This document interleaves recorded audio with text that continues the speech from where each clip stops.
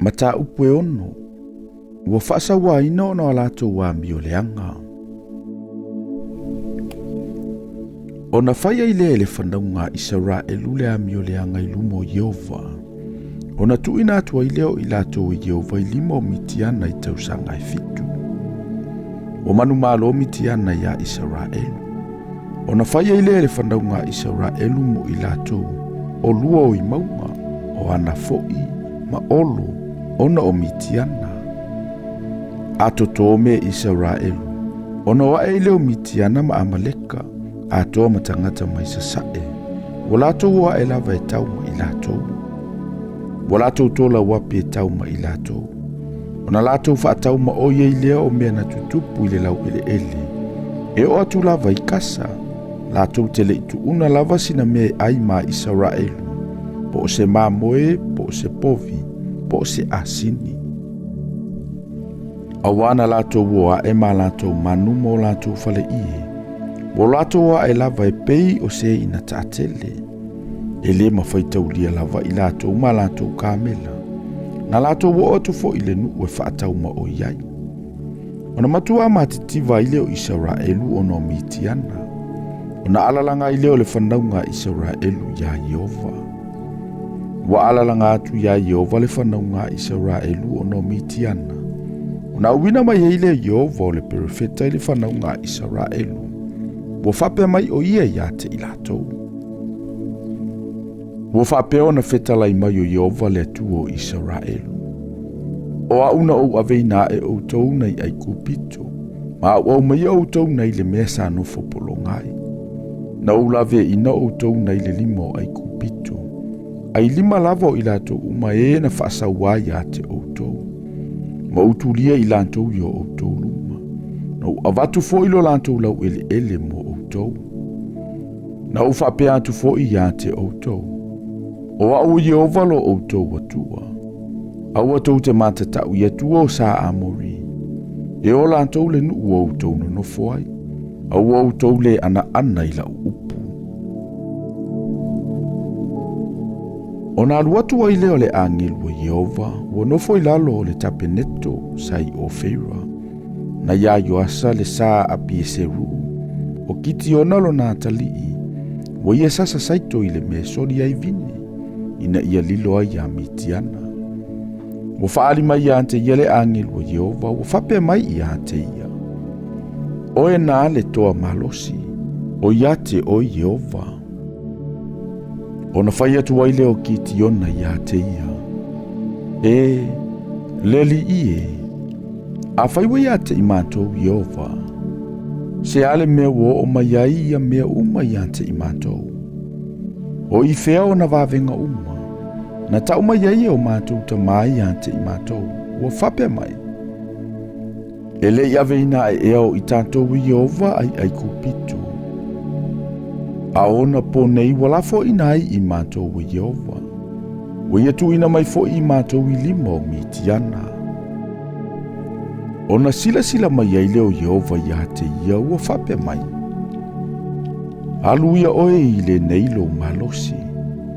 E te lave ina Israelu ai le limo mitiana. O te le ia wina atu ea oe. Ona whape antu ai leo o ia te ia. E, leli ie, o te lave ina Israelu ini a. Whaauta mai, ua tō pito na whaatau waalo u ainga i Manase. O au foi, o le au pito iti le ainga o lo utama. O na whaapea mai ai leo Yehova ia te ia. Awanta te whaatasi lava ma oe. E te whasia foi mitiana. E peisea i o se tangata e tuatasi. Ona whai atu ai leo o ia te ia. A whai wai alofa mai ia te au. Ia e whaia se whailonga mo au. E ilo ai o oe lava o tātau talatala ma au. O te whaatonga atu. Awane e maliu e se inei. Se ia usau ia te oe. Au maila utaulanga. O tu ina atu i o luma. Ona whaapea mai ai leo o ia. O te nofo lava se ia e fo i mai. Walu atu ki tiona wa ia saunia le tamai oti ma a reto ele whaafewheteina na whaia ile efo whalawa. Watu e ia tu whaanga ile atu, wa ia tu ufo ile sua ile pani. O na watu le iante ia ilalo le tapenetu ma tuu atuai. O whai mai le angelu o le atua iate ia. Ina tango ia i tu whaanga ma a reto ele whaafewheteina. Ma e tu atu ilunga o le nei papa. Ia lilingi atua i fo ile sua. O na whaapea ile o ia o na whai. O na whaalolo antu lea le angelu i owa le pito to o na ilo na lima. Wa pa i atu i tu whaanga ma a reto i le whaafewheteina. O na alua e ile o le afina i le papa. Wa susunu ina i tu whaanga ma a reto i le whaafewheteina. O na alua i le o le angelu i owa na ia te ia.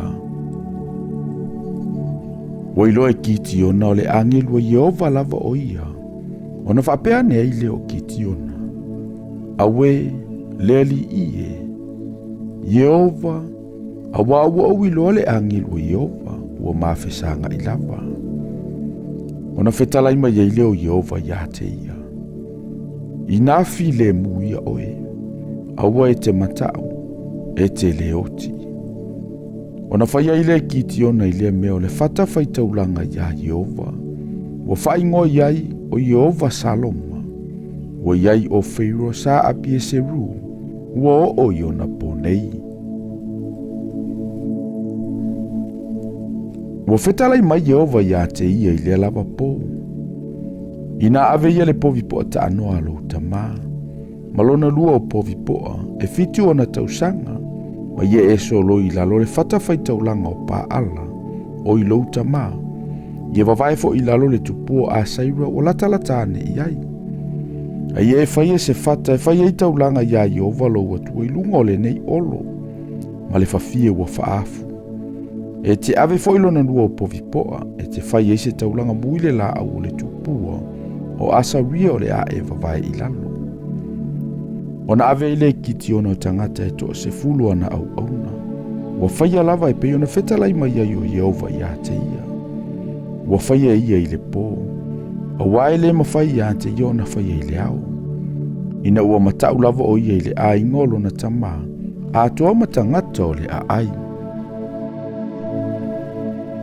Wala i le tai au tangata o le a ai. Whauta. Ua solo ia i lalo le fata faitaulanga o pa ala. Ma le tupua a sairana latalatane i ai. Ua vavaina i lalo. Ua whaifo i le taulanga i le lua povipo ai lunga o le fata ua whaia. Ona latou whapea nea i lea o le tasi i le tasi. Po ai ea ua whaia le mea nei. Ua whesilisili masuasua i latou. Ona whaia nea i leo i latou. Ona whaia le mea nei e kiti ona le antali o Yoasa. Ona whapea atua i leo tangata o le ai a Yoasa. Au mai ielo ua antali ina ia oti o ia. Awawa ia solo ia le fata faitaulanga o pa ala. Awa foi wa ia vavaina i lalo le tupua a saira na latalatane i ai. Ona whapea mai iei leo Yoasa ia te i lato umana tutu mai ia te ia. O ou tau nā, tau te fina u ea mō pa ala. Tau te fia lavea ina o ia. O lena te fina u mo ia oti lava ia i le tae au nei. A whai o se atua ia. Ina whaia ia lava lana whinaunga. A wawa solo ia e se tasilo na fata faitaulanga. O lea lava aso na ia whaingoa ina ai o ia. O ieru pa ala, ua whape antu. Ia la whinau o pa ala maia. A wawa ia solo ia lo na fata faitaulanga. Ona whaputuputu whatasi e leo mitiana umalava. Ma amaleka ato matangata mai sasae. Wala tau sopo ia mai le vaitafe, wala tau tola wapi le vanu o Israelu. Awa fitia kiti ona ele anganga o Yehova. Ona ilia ile e ia o le pu. Ona whaaputuputu ina leo api e seru, e muli antu i hate ia. Wa ia awina atu sa vali ya manase uma. Wa whaaputuputu ina fo ila atu e muli atu i hate ia. Wa ia awina atu sa vali ya Asera. na se pulona ma na whātali. Na lato wa e lea e whaafetai ai ante i lato. Wa whapea antu ki tiona i lea tua. A whai e te whaola ina Israelu i lo ulima. E peiona e whetalai mai ai. Whauta mai. O au te tuina atu le fulufulu māmoe le me sasai le saito. A whai wana o le fulufulu māmoe i le sau. Ai matutu le lau ele uma. Ona o wilo ai le e te whaola ina Israelu i lo ni lima. E peiona e whetalai mai ai. Ona whapea i lava lea. Wala usu watu ia i le taiao. Ona tatao i le i o le fulufulu māmoe. Wa ia taulia fo i le sauna i le fulufulu māmoe. Wa tumu le ipu i le sua vai. Ona whai atu leo kiti ona i le atua. Awa e te to ta mai i a te au. Wa na ole toi upu te whai atu ai nei. O te ai o yantu i ante oe. Ia toi tasi ona o tofo i le fulufulu māmoe. Ia matutu na ole fulufulu māmoe. A ole lau ele uma. Ia iei le sau. Wa whapea lava ona whai e le atua i lea lava pō. A waua matutu na ole fulufulu māmoe. A ole lau ele uma. Sai ai le sau.